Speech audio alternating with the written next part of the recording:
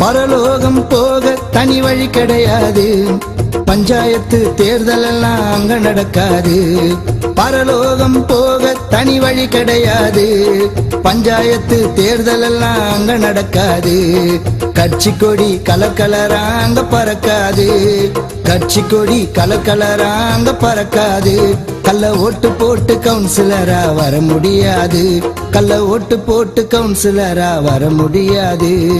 பரலோகம் அம்மா பரலோகம், அக்கா பரலோகம், தங்கச்சி பரலோகம் போக தனி வழி கிடையாது, பஞ்சாயத்து தேர்தல் எல்லாம் அங்க நடக்காது. எல்லோருக்கும் வழிகாட்டும் இயேசு தாங்க தலைவர், எதிர்கட்சி யாரும் இல்ல நிரந்தரமா முதல்வர்.